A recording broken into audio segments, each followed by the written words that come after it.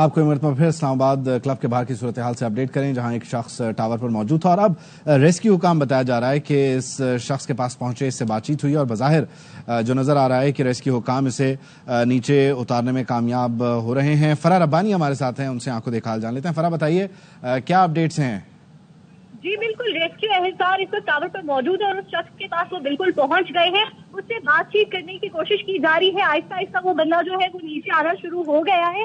ایک ریسکیو اہلکار بالکل اس کے اوپر پاس موجود ہے اور ایک جو ہے وہ نیچے موجود ہے۔ آہستہ آہستہ وہ اس کو ٹاور سے نیچے اتارنے کے میں سمہاؤ کامیاب ہو گئے ہیں۔ ابھی تک تو کوئی ایسی سچویشن نہیں نظر آ رہی ہے کہ کوئی جو ہیپننگ ہو، جو خطرناک ہو۔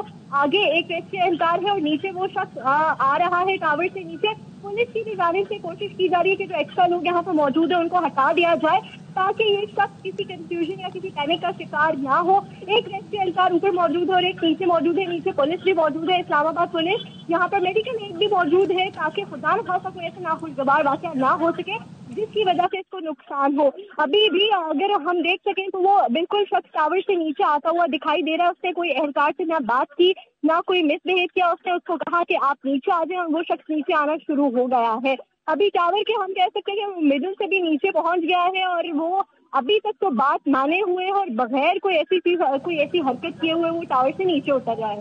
ٹھیک ہے، اس شخص کو ٹاور سے نیچے اتار لیا گیا ہے اور ریسکیو حکام یہاں پر کامیاب ہو گئے ہیں۔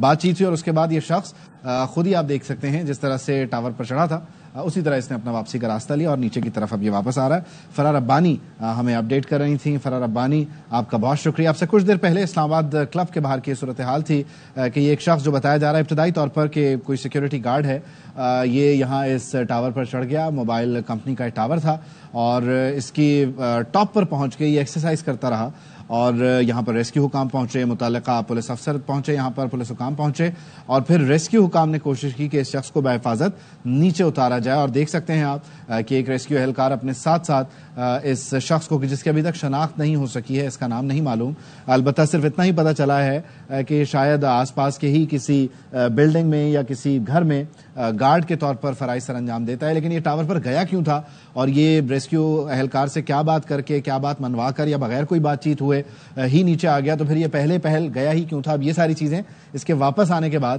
پتہ چلیں گی، جو کہ بس آپ دیکھ سکتے ہیں کہ نیچے آ ہی چکا ہے یہ شخص جو کہ ٹاور پر موجود تھا۔ اسلام آباد کلب کے سامنے یہ شخص ٹاور پر موجود تھا، کچھ دیر پہلے یہ ٹاور کے ٹاپ پر ایکسرسائز کچھ یوں کر رہا تھا۔